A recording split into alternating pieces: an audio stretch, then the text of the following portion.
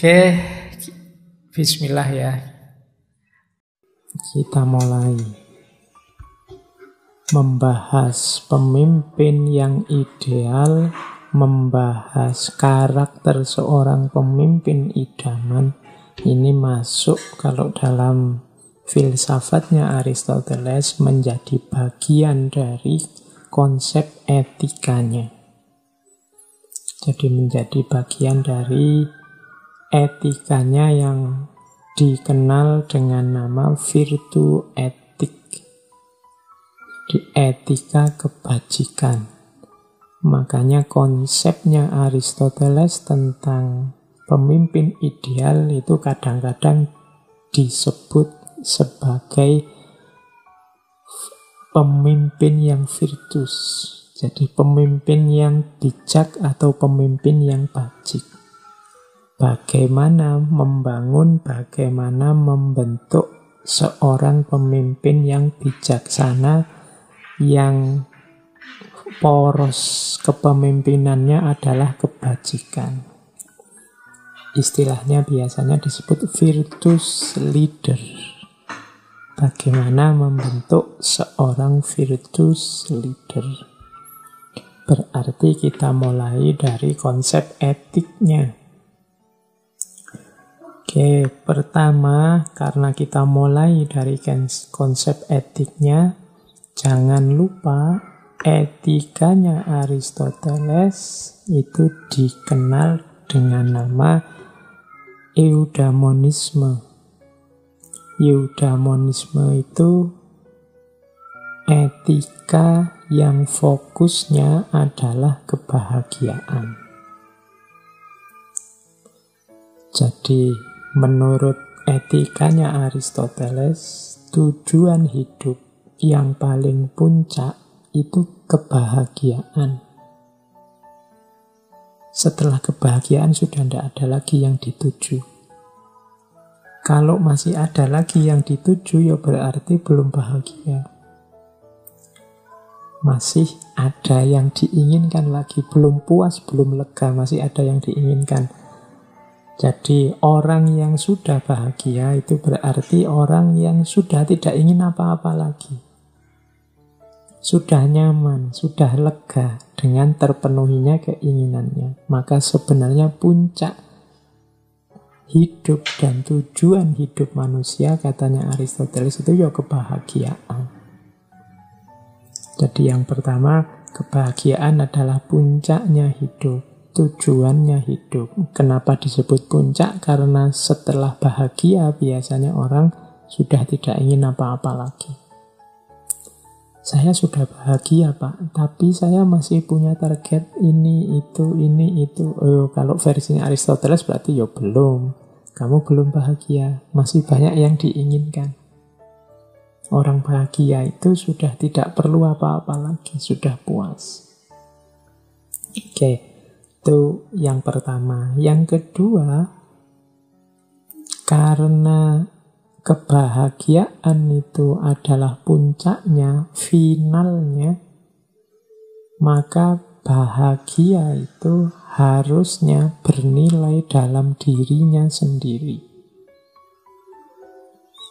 Jadi bukan karena sesuatu yang lain. Kalau kebahagiaan ini tergantung dengan sesuatu yang lain, ya berarti dia masih belum bahagia yang sejati. Jadi bahagia itu diinginkan karena dirinya sendiri, bukan karena sesuatu yang lain. Misalnya begini, itu ilustrasi di bawahnya. Kita ingin makanan. Kita ingin makan misalnya. Apakah makan itu kebahagiaan? Makan tidak bisa disebut kebahagiaan. Kenapa? Karena makan kita lakukan karena ada target yang lain yang kita tuju. Misalnya kita ingin sehat.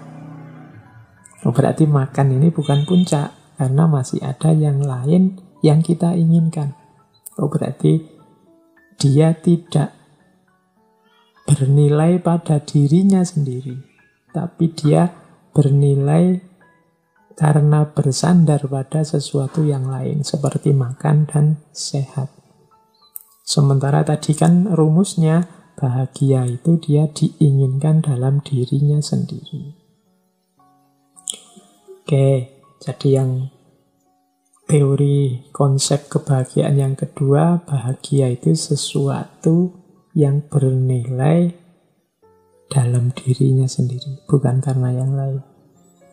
Kalau kalian punya pasangan, punya pacar misalnya, kenapa engkau cinta padaku? Itu kalau masih ada sebutan yang lain dari cinta itu, berarti dia tidak bernilai dalam dirinya sendiri. Misalnya, oh karena engkau cantik, oh karena engkau menyenangkan, oh karena engkau murah senyum, oh karena engkau macam-macam, masih ada karena engkau di luar cinta itu sendiri, ya berarti itu namanya tidak bernilai dalam dirinya sendiri, tapi bernilai karena hal lain di luar dirinya.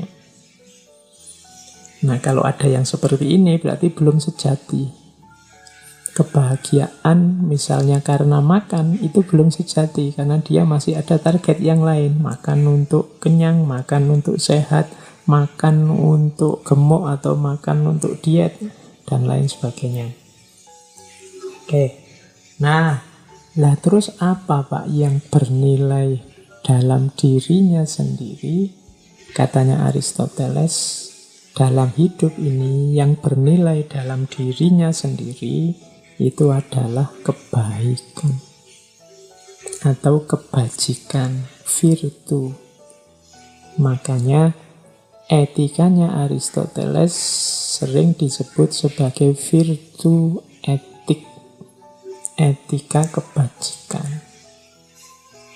Baik inilah, kebaikan inilah yang adalah jalannya kebahagiaan. Jadi untuk menuju kebahagiaan, satu-satunya jalan adalah kebaikan atau kebajikan. Kenapa? Alasannya Aristoteles yang pertama, karena dengan melakukan kebajikan, kita akan nyaman, tentram, puas, bahagia. Jadi syaratnya untuk bahagia itu ternyata jadi orang baik.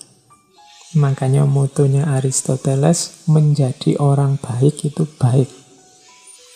Tidak ada target yang lain sudah. Jadilah orang baik. Mengapa?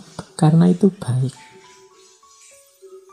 Jadi orang baik itu ya orang yang kebaikannya ya karena memang dia baik. Makanya virtu etik itu dikenal bermoral atau tidak bermoral, tidak dilihat dari jenis perbuatannya, tidak dilihat dari manfaatnya atau akibatnya, tapi dilihat dari karakter orangnya. Sehingga nanti dalam virtu etik, itu yang digarap itu orangnya. Jangan salah, virtu etik ini nanti diwarisi oleh banyak filosof muslim. Jadi termasuk dulu kita pernah belajar Ibnu Miskaweh, kita pernah belajar Imam Ghazali. Ini cara berpikirnya virtu etik, etika kebajikan yang fokusnya pada membentuk karakter. Makanya kalau teman-teman belajar akhlak, mungkin lewat Imam Ghazali atau lewat Ibnu Miskaweh kan selalu diajarkan untuk membentuk karakter dengan akhlakul karimah, menjadi orang yang jujur, menjadi orang yang tidak takabur, menjadi orang yang tidak sombong. Ini namanya virtu etik. Nanti ada aliran etika yang tidak melihat karakter, melihat manfaatnya, namanya utilitarianisme, etika teleologis, macam-macam. Itu dulu pernah kita bahas juga. Yang ini beda dengan yang digagas oleh Aristoteles ini. Bagi Aristoteles ya kebaikan itu pertama-tama dilakukan dengan membentuk orang jadi orang baik. Kalau orang sudah dibentuk berkarakter baik, yang keluar dari dirinya itu juga adalah kebaikan. Jadi menjadi orang baik itu baik. Kalau kita jadi orang baik, yang kita lakukan baik, hidup kita juga akan jadi baik. Nah, inilah virtu etik, etika kebaikan. Ini yang disebut dia bernilai dalam dirinya sendiri. Mengapa engkau membantu orang lain? Ya karena membantu orang lain itu baik. Kalau masih ada pamrih-pamrih, saya bantu orang lain itu Pak, biar dapat imbalan, penghormatan, biar dapat imbalan nama baik, atau biar nanti pahalanya dikali lipatkan. Kalau masih ada pamrih-pamrih di luar kebaikan itu sendiri, berarti kita masih namanya belum tulus, belum baik yang sejati. Maka jadilah orang baik yang sejati, melakukan kebaikan ya hanya karena itu baik. Mengapa engkau sedekah bantu orang lain? Ya karena sedekah itu baik, Pak. Jawabannya cuma itu saja, titik. Tidak ada tujuan lebih jauh, tidak ada target lebih jauh. Nah, berarti kita orang baik. Jadi orang baik itu orang yang melakukan kebaikan karena itu memang baik. Dan yang seperti ini nanti katanya Aristoteles, inilah nanti jalannya kebahagiaan. Orang lega, orang puas karena kebaikannya tuntas. Jadi kalau sudah tuntas itu kan tidak bisa diotak-atik, tidak bisa diganggu-gugat lagi. Ini isyarat bagi para pemimpin dan calon pemimpin. Pertama-tama harus membangun karakternya. Harus jadi orang baik dulu. Yaitu orang yang melakukan kebaikan karena itu baik. Bukan karena syarat-syarat apa atau karena tujuan-tujuan apa.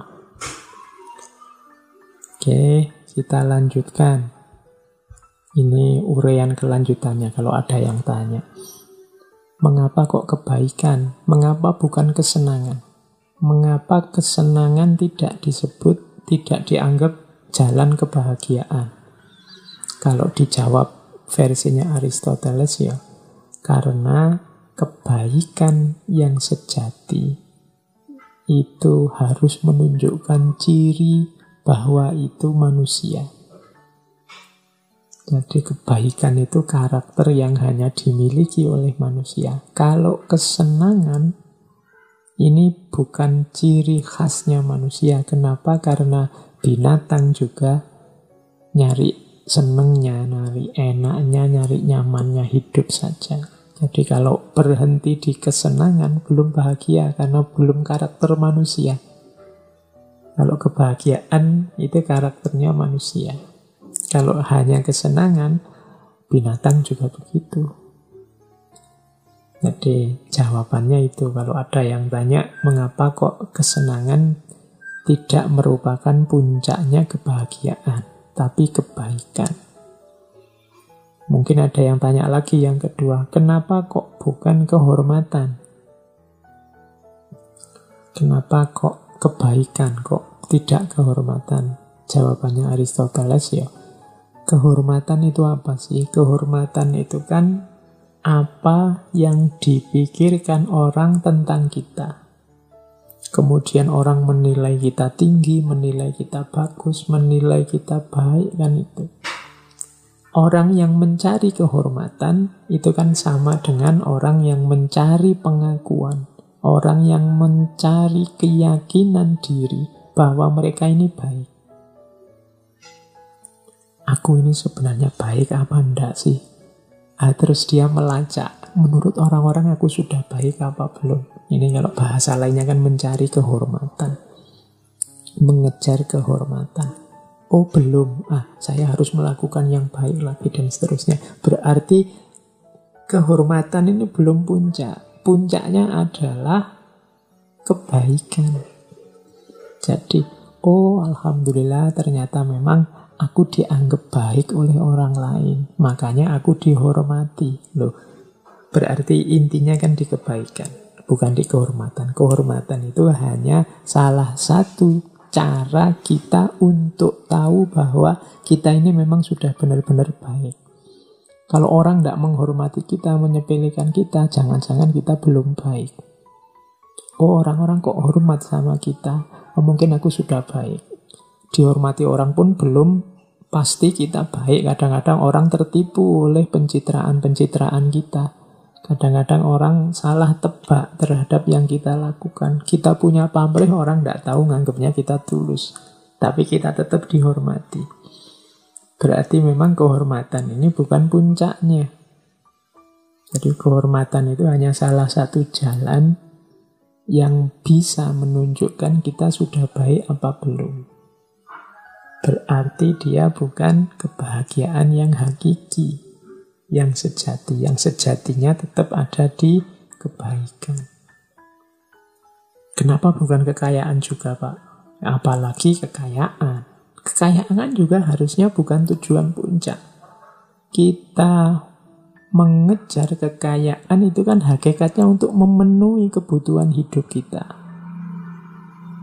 Kalau ada orang kekayaan untuk kekayaan, ini sebenarnya orang yang tidak pinter. Uang kita nyari uang, nyari kebutuhan hidup, itu kan untuk memenuhi apa yang kita inginkan. Makanya kalau kekayaan itu hanya dikumpulkan, itu sebenarnya logika yang keliru. Uang kekayaan itu untuk memenuhi hidup. Maka hidup yang utama itu kan bukan hidup yang surplus berlebihan hal harta benda untuk kehidupan kita. Tapi kalau pas kita butuh, dia ada. Maka ada yang bilang orang kaya itu sebenarnya orang yang merasa cukup. Jadi bukan orang yang banyak harta. Kalau banyak harta tapi tidak merasa cukup, ya tidak kaya. Atau hartanya hanya ditumpuk saja, tidak digunakan sesuai perannya. Harta itu kan untuk memenuhi kebutuhan. Untuk memenuhi kebutuhan.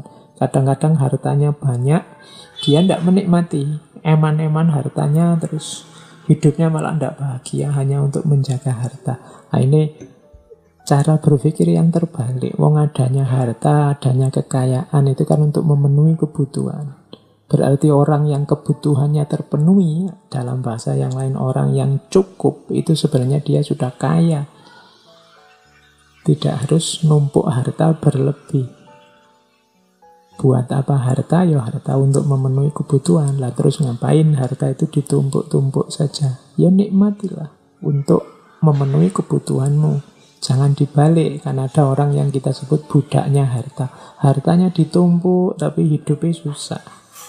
Mending hartanya pas-pasan tapi juga pas dan cukup untuk memenuhi kebutuhan hidupnya. Hidupnya apa? Yo, kebahagiaan tadi. Jadi harta ternyata juga belum final karena dia hanya melayani hidup manusia.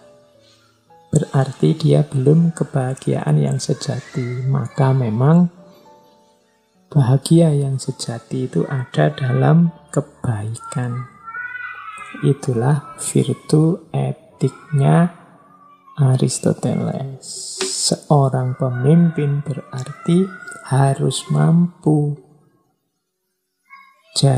pertama-tama menjadi orang yang baik. Kalau dia jadi orang yang baik, pastinya dia akan bahagia. Kalau dia sudah bahagia, maka dia punya peluang untuk membahagiakan yang lain. Kalau dia sendiri belum bahagia, dia sendiri masih banyak hal yang harus dikejar dan diselesaikan dan dibereskan, ya agak susah. Kalau dia ingin membahagiakan orang lain, membereskan hidupnya orang lain. Oke, jadi dasarnya dari situ nanti. Untuk membangun konsep pemimpin yang baik. Oke, saya akhiri sekian. Kurang lebihnya mohon maaf. Wallahul muwafiq. Wallahu a'lam bishawab. Wassalamualaikum warahmatullahi wabarakatuh.